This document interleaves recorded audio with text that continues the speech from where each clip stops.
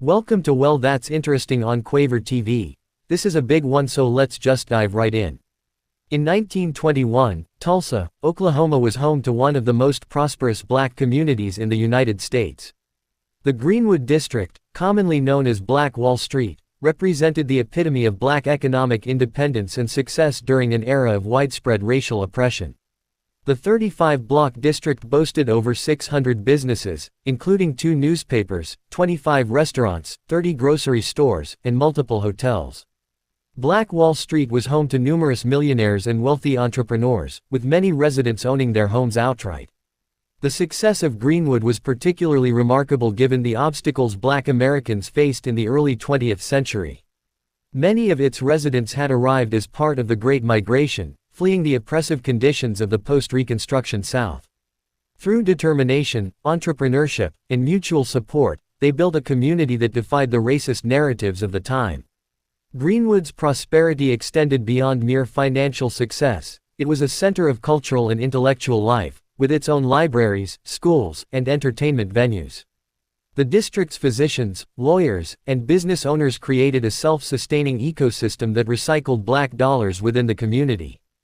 Dr. A.C. Jackson, dubbed by the Mayo brothers as the most able Negro surgeon in America, maintained his practice there.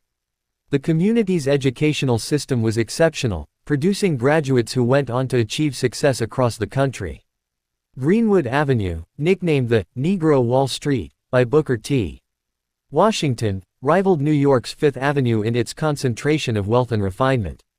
However, this very success made Greenwood a target for racial violence. The prosperity of its residents challenged the fundamental assumptions of white supremacy, generating resentment and fear among some members of Tulsa's white community. The trigger for the massacre was a manufactured crisis, an alleged assault of a white elevator operator by a young black shoe shiner named Dick Rowland. Though the charges were later dismissed, the accusation sparked a powder keg of racial tension. On May 31 and June 1, 1921, a white mob, inflamed by these false accusations and deeper resentments over black prosperity, descended upon Greenwood. The destruction that followed was not merely a riot, it was a coordinated assault that included the use of private aircraft to drop incendiary devices on buildings. The mob looted homes and businesses before burning them, ensuring maximum destruction of both property and wealth. The local police not only failed to protect Greenwood's residents but in some cases actively participated in the violence. The scale of the destruction was staggering. 35 city blocks were systematically destroyed, including 1,200 homes, multiple churches, 5 hotels, 31 restaurants, 4 drug stores, 8 doctor offices, 24 grocery stores, and numerous other businesses. The property damage alone would amount to tens of millions in today's dollars, but the true cost in human lives and destroyed potential is incalculable. While official records listed only 36 dead, contemporary historians estimate the death toll may have reached 300 or more. The aftermath of the massacre revealed the systemic nature of the discrimination faced by Greenwood's residents. Insurance companies invoked riot exclusion clauses to deny claims, leaving survivors with no means to rebuild their wealth. Many residents were forced to spend the winter of 1921 living in tents, exposed to harsh weather conditions. The city government initially attempted to prevent rebuilding by passing new zoning ordinances that would have converted the area to industrial use. Only through legal challenges and remarkable resilience did some residents manage to rebuild, though the community never fully recovered its former prosperity. This pattern of erasing prosperous black communities would continue throughout the 20th century, though sometimes through more subtle means. The construction of reservoirs and artificial lakes often submerged predominantly black towns, particularly in the South. Guntersville Lake in Alabama stands as one example, where the creation of the reservoir in 1939 led to the displacement of several communities. The Tennessee Valley Authority's dam projects, while bringing electrical power and flood control to the region, often disproportionately impacted black communities who received minimal compensation for their lost lands and homes. Similar stories played out across the country as infrastructure projects routinely targeted black communities for displacement. The practice became so common that it earned its own term among civil rights activists, progress by drowning. Communities that had existed for generations, often established by formerly enslaved people in the aftermath of the Civil War, disappeared beneath the rising waters of America's expanding reservoir system. The compensation offered was typically well below market value, and the social networks and cultural ties built over generations were simply written off as collateral damage in the name of progress. In 1932, as Black Wall Street survivors were still struggling to rebuild, the United States Public Health Service launched what would become one of the most infamous medical studies in American history. The Tuskegee Syphilis study, conducted in Macon County, Alabama, recruited 625 black men under the guise of receiving free medical care. 399 of these men had syphilis, while 226 served as controls. None were informed of their true condition or the real purpose of the study. The study participants, mostly poor sharecroppers with limited access to medical care, were told they were being treated for bad blood, a local term used to describe various ailments. In reality, they were part of a government-sponsored experiment to observe the natural progression of untreated syphilis. The researchers went to extraordinary lengths to ensure the men remained untreated, including coordinating with local doctors and hospitals to prevent participants from receiving treatment if they sought it independently. Even after penicillin was proven to be an effective treatment for syphilis in 1947, the researchers continued to deny treatment to the study participants. They actively prevented the men from accessing penicillin when it became widely available, ensuring the continuation of their observation of untreated syphilis. The experiment continued for 40 years, during which many men died of syphilis or related complications. 40 wives were infected, and 19 children were born with congenital syphilis. The location of this study carried particular irony. Tuskegee, Alabama was also home to the Tuskegee Airmen, the first black military aviators in the United States Armed Forces. These pilots overcame intense discrimination and prejudice to become one of the most successful fighter groups in World War II. While they were defending America's ideals of freedom and democracy abroad, fighting against Nazi Germany with remarkable skill and courage, their own government was conducting unethical medical experiments on their community. At home, the Tuskegee Airmen's service record was exemplary. They flew more than 15,000 individual sorties in Europe and North Africa, earning 95 distinguished flying crosses. They destroyed 112 German aircraft and pioneered the technique of bomber escort that saved countless Allied lives. Their performance helped pave the way for the integration of the U.S. military in 1948, yet at the same time, the syphilis study continued in their hometown, unknown to the public.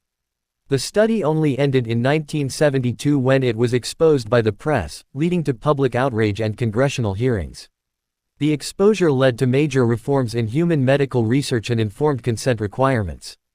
In 1974, a $50 million out-of-court settlement was reached, and in 1997, President Clinton formally apologized to the survivors and their families.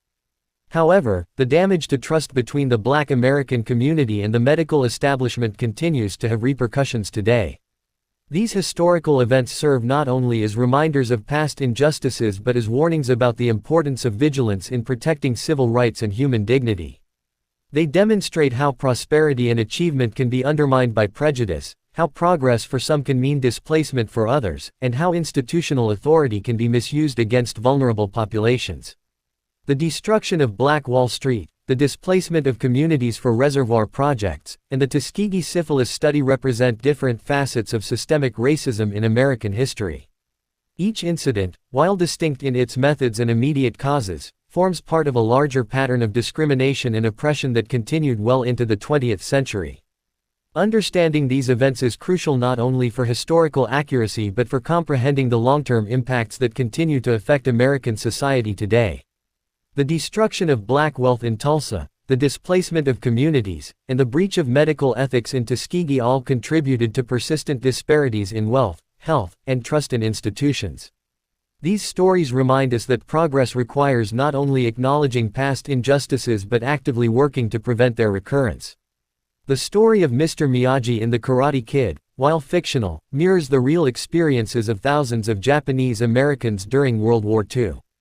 This was the inspiration for this episode. If you are a fan of The Karate Kid, like I am, you may or may not have caught this. In the film, we learn that while Miyagi served in the United States Army's 442nd Infantry Regiment fighting in Europe, where he received the Medal of Honor for valor, his pregnant wife remained confined in an internment camp. She died in childbirth due to inadequate medical care, along with their unborn child. This heartbreaking narrative reflects a dark chapter in American history when fear, prejudice, and wartime hysteria led to the mass incarceration of more than 120,000 Japanese Americans.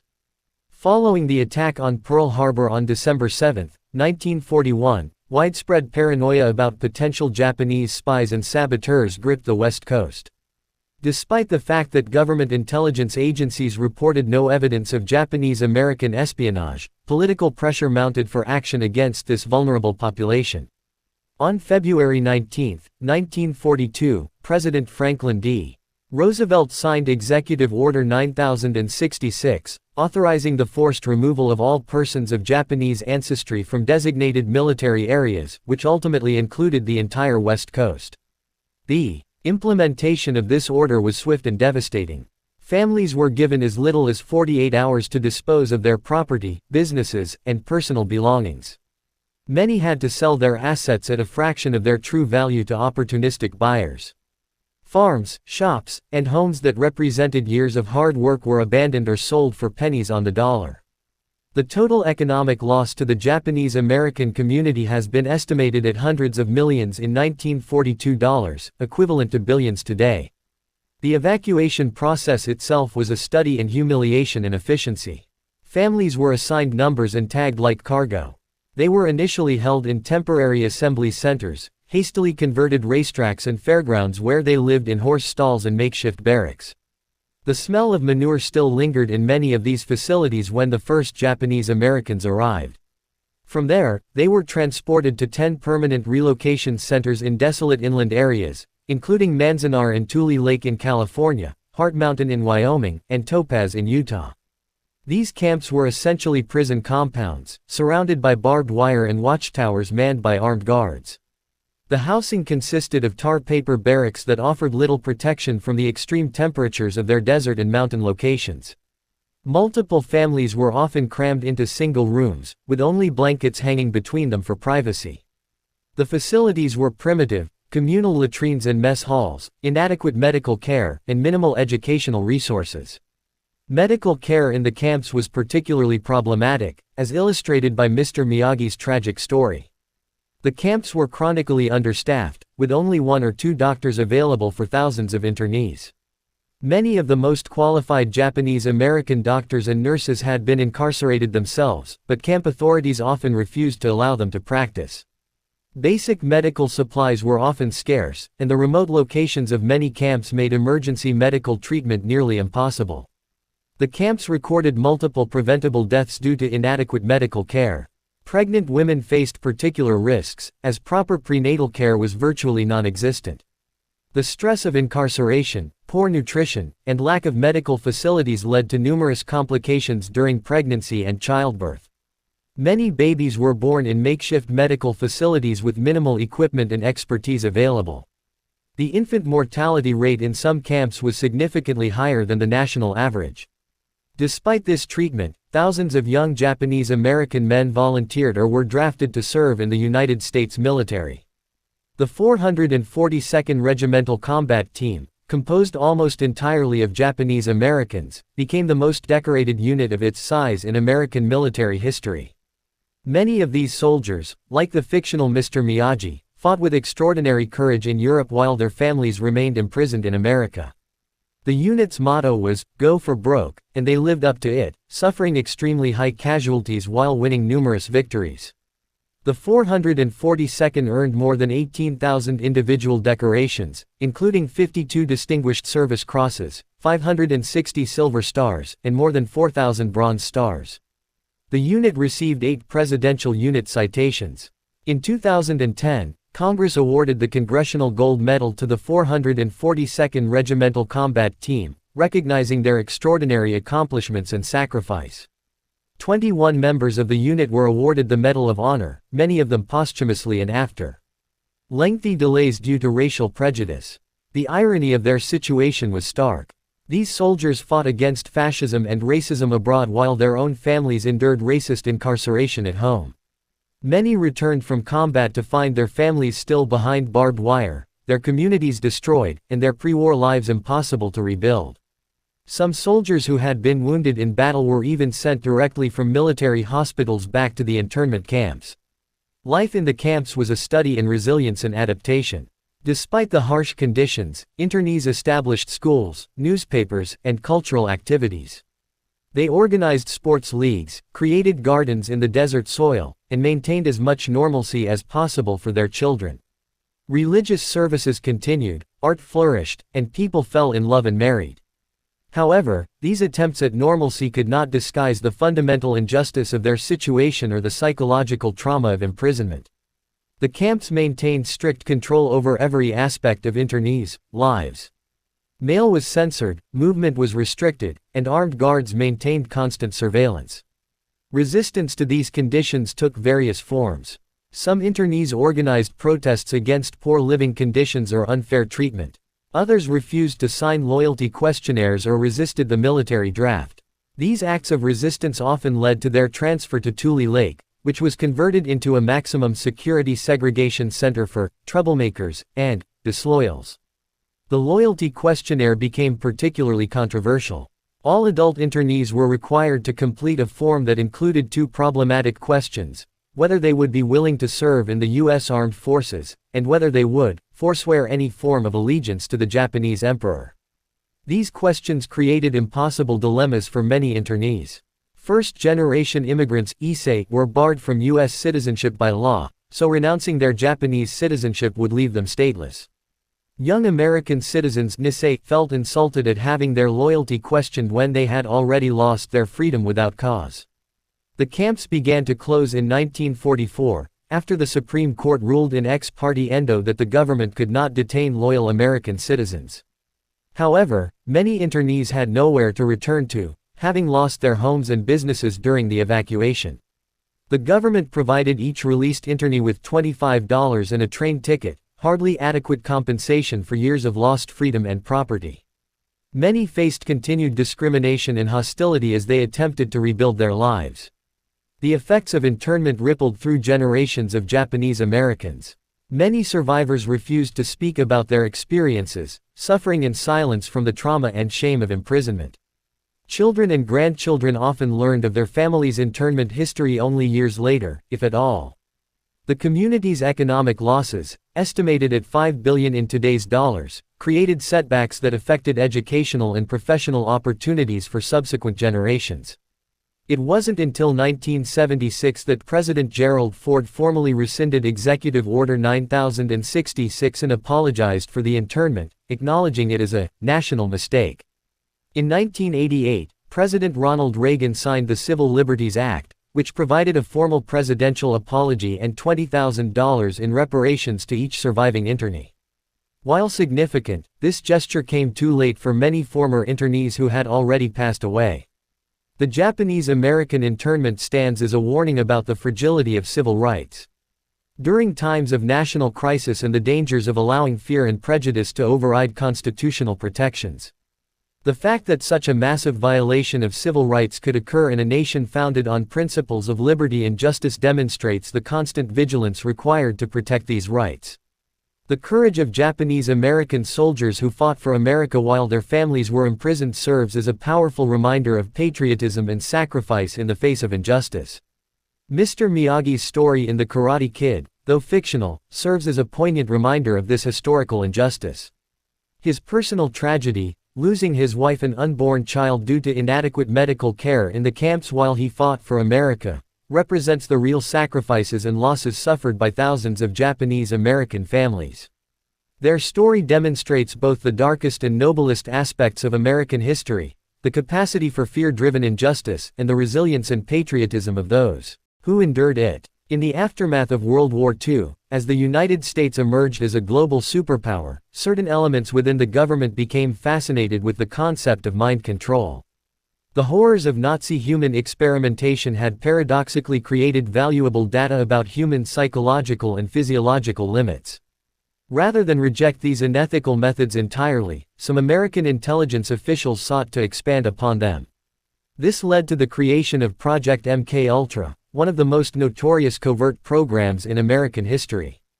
Officially sanctioned in 1953 by CIA Director Allen Dulles, MKUltra encompassed 150 separate sub-projects across 80 institutions, including universities, hospitals, prisons, and pharmaceutical companies. The program's nominal goal was to develop mind control techniques to use against enemies during the Cold War.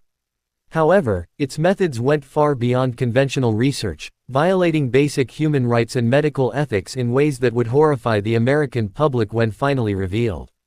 The experiments conducted under MKUltra were extraordinarily diverse and universally unethical. Test subjects, many of whom never consented or were unaware they were being experimented upon, were exposed to a wide range of psychological manipulations and chemical substances. These included lysergic acid diethylamide, LSD, amphetamines, barbiturates, heroin, and various experimental compounds. The program's researchers were particularly interested in LSD, viewing it as a potential truth serum for interrogations. The scope of these experiments was staggering. In Operation Midnight Climax, the CIA established several brothels in San Francisco and New York, where unsuspecting clients were secretly drugged while government agents observed through one-way mirrors. Mental patients, drug addicts, prisoners, and even CIA employees were given LSD without their knowledge or consent. Some subjects were kept in sensory deprivation chambers for extended periods, while others were hypnotized and given electroshock therapy.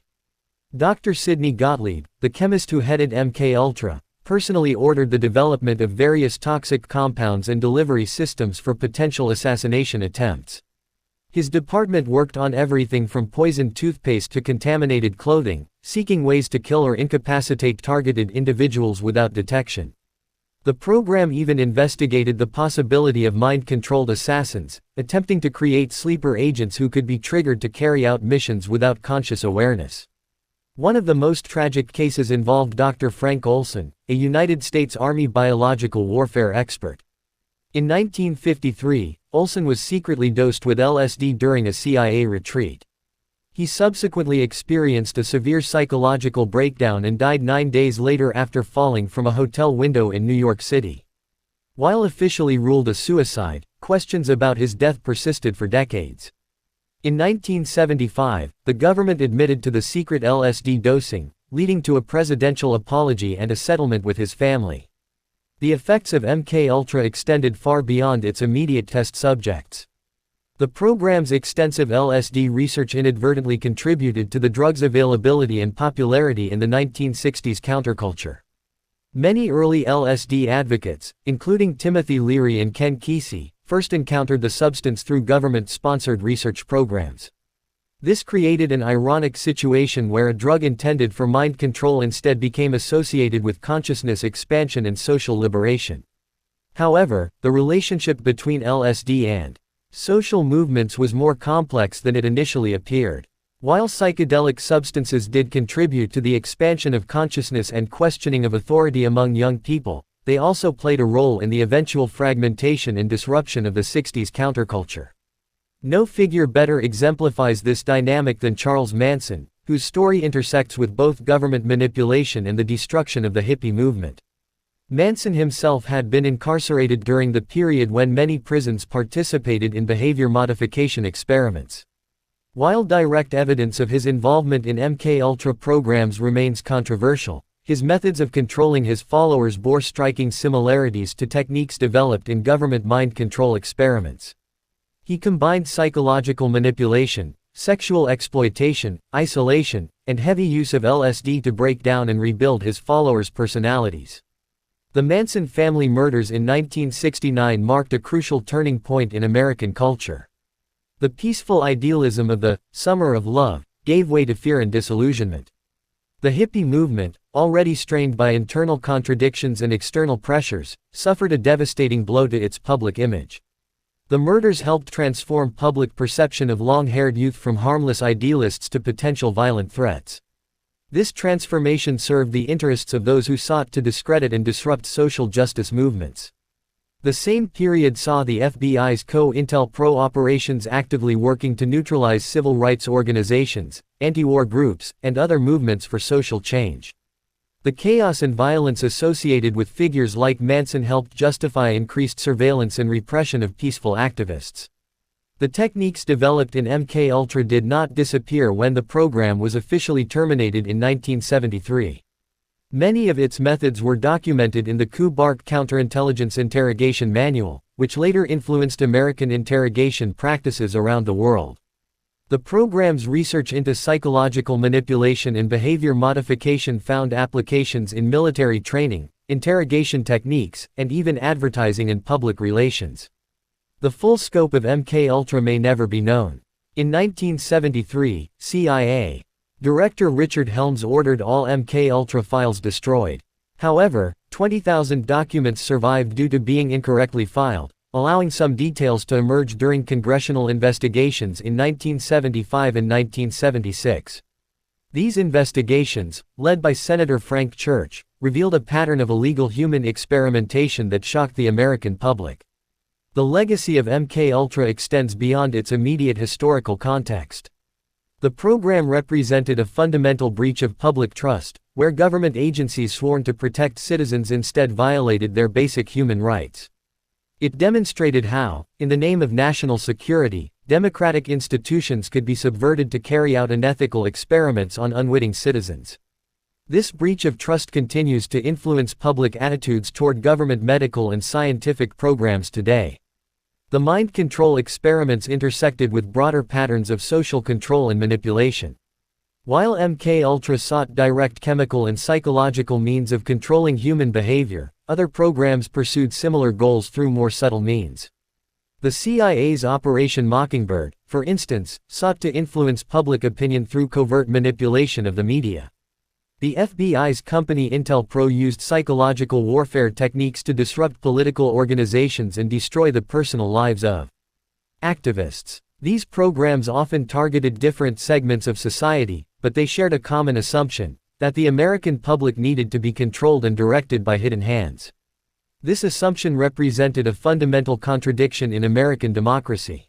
While publicly championing freedom and individual rights, certain government agencies were actively working to limit and manipulate those same freedoms. The experimentation with psychedelic substances had unintended consequences that continue to reverberate today. Recent years have seen a revival of scientific interest in the therapeutic potential of substances like LSD, psilocybin, and MDMA. However, this research now takes place under strict ethical guidelines and with informed consent, attempting to heal rather than control. The shift from covert experimentation to open scientific inquiry represents a kind of historical irony, the tools once used for manipulation now being studied for their potential to promote psychological healing and personal growth. The story of MKUltra and related programs reveals how the quest for control can ultimately backfire. While the program sought to develop methods of mind control, it instead contributed to a cultural awakening that challenged authority and demanded greater transparency. The psychedelic substances studied for their potential to break down personalities instead catalyzed a movement questioning the very power structures that created the program. However, this awakening came at a terrible cost. Many lives were destroyed or irreparably damaged by non-consensual experimentation. Families were torn apart, and communities were traumatized. The breach of medical ethics and human rights created lasting distrust in government institutions, particularly in marginalized communities that were often targeted for experimentation. Understanding this history is crucial as we continue to grapple with questions of government power, individual rights, and social control. The methods of manipulation have evolved with technology, but the fundamental ethical questions remain the same. How do we balance national security with individual rights? What limits should be placed on government research? How can we prevent the abuse of power while maintaining necessary institutions? These questions become particularly relevant as we face new frontiers in neuroscience, artificial intelligence, and social media manipulation. The lessons of MKUltra remind us that technological power must be balanced with ethical constraints and democratic oversight. They teach us that the ends do not justify the means, and that violations of human rights, even in the name of national security, ultimately undermine the very values we seek to protect. The Iran-Contra affair of the 1980s exposed one of the most complex and disturbing intersections of foreign policy, domestic law enforcement, and racial inequality in American history. What began as a covert operation to support Nicaraguan rebels would ultimately contribute to an epidemic that devastated American cities and exposed stark racial disparities in the nation's approach to drug policy. In 1985, when Congress blocked funding to the Nicaraguan Contra rebels, certain officials within the Reagan administration devised a complex scheme to continue support. The plan involved secretly selling arms to Iran and diverting the profits to the Contras. However, this was only part of the operation. To generate additional funds, some Contra supporters facilitated cocaine trafficking into the United States, particularly into predominantly black neighborhoods in Los Angeles. The crack cocaine epidemic that followed was unprecedented in its intensity and impact.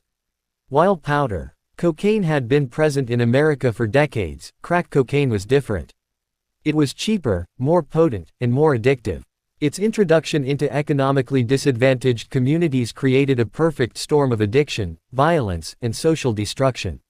The response to this crisis would reveal deeply rooted racial biases in American drug policy. The legal system's approach to crack versus powder cocaine became a glaring example of institutional racism. The 1986 Anti-Drug Abuse Act established a 100-to-1 sentencing disparity between crack and powder cocaine. This meant that possession of 5 grams of crack cocaine triggered the same mandatory minimum sentence as 500 grams of powder cocaine. Given that crack was more prevalent in black communities while powder cocaine was more commonly used in white communities, this disparity led to dramatically different consequences for black and white drug users. This differential treatment extended beyond sentencing. Law enforcement agencies focused their efforts overwhelmingly on street-level crack dealers in urban areas rather than the powder cocaine distribution networks in suburban and affluent communities. The resulting mass incarceration of black men devastated families and communities. By the mid-1990s, more young black men were in prison than in college, a statistic that reflected not different rates of drug use between races, but different approaches to enforcement and punishment. The media coverage of the crack epidemic further reinforced racial stereotypes. While powder cocaine use was often portrayed as a glamorous vice of the wealthy, crack cocaine was depicted as a scourge of the urban poor. Terms like crack babies and super predators entered the public consciousness, creating moral panic and supporting increasingly punitive approaches to drug policy. These narratives ignored the complex social and economic factors that contributed to drug abuse and addiction. The contrast between the response to the crack epidemic and the current opioid crisis is striking. The opioid crisis, which has disproportionately affected white communities, has been treated primarily as a public health issue rather than a criminal justice problem. States have expanded access to treatment, passed Good Samaritan laws protecting people who report overdoses, and equipped first responders with overdose reversal medications. This more compassionate approach, while appropriate, highlights the racial disparities in how America responds to drug epidemics. The origins of the opioid crisis lie in legal prescription drugs rather than illegal street drugs. Pharmaceutical companies aggressively marketed opioid painkillers like OxyContin, downplaying their addictive potential. When the medical community finally began restricting access to prescription opioids, many users turned to heroin and, eventually, fentanyl. This crisis has shown that drugs do not discriminate based on color or social status. Addiction can affect anyone, and the most dangerous substances can destroy lives regardless of the user's background.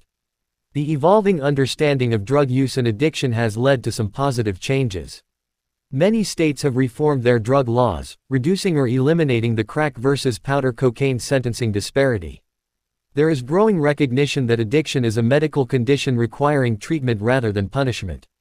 However, the damage done by decades of discriminatory drug policies continues to affect communities of color. At the same time, attitudes toward certain substances have shifted dramatically. Marijuana, once demonized as a gateway drug, is now legal for medical or recreational use in many states. Research into the therapeutic potential of psychedelics, including LSD and psilocybin mushrooms, has resumed after decades of suppression. These substances, once seen as threats to social order, are being studied for their potential to treat conditions like PTSD, depression, and addiction.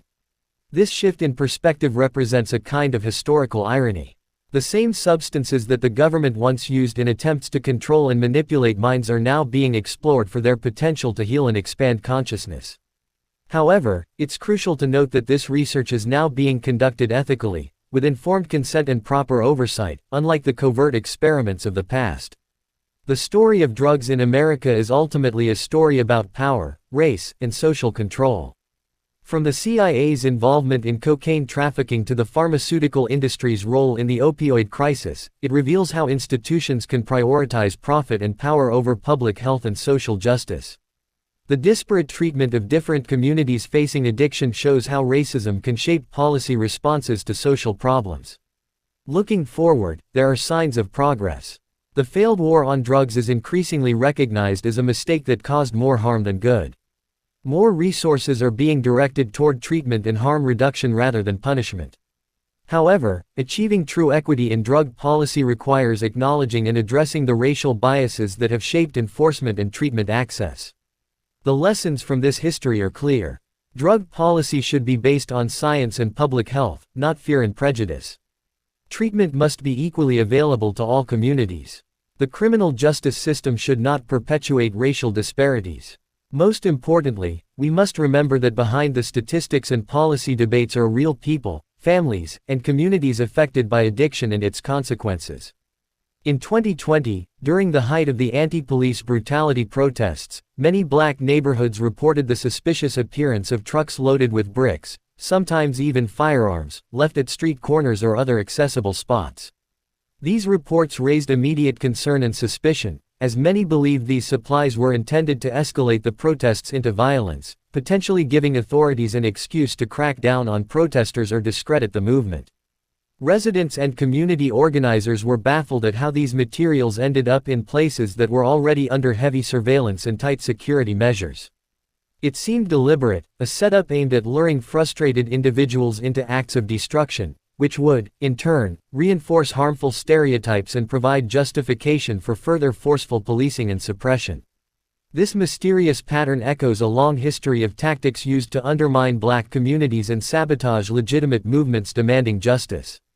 The anti-police brutality movement, built on years of frustration and grief, sought to hold authorities accountable for violence against black people. Yet, this convenient placement of weapons and destructive tools hints at attempts by unseen hands to taint the movement's peaceful intentions, portraying it as chaotic and dangerous. Such actions serve as a painful reminder that, even today, forces still work to silence and control black voices through entrapment and manipulation, revealing how systemic oppression is maintained by strategies that disrupt unity and foster distrust. To all our viewers who have stayed with us through this challenging series, thank you for your willingness to confront these difficult aspects of American history. Understanding our past, including its darkest chapters, is essential for creating a more just and equitable future. While these stories may be disturbing, they remind us of the importance of vigilance in protecting civil rights and ensuring equal justice under law.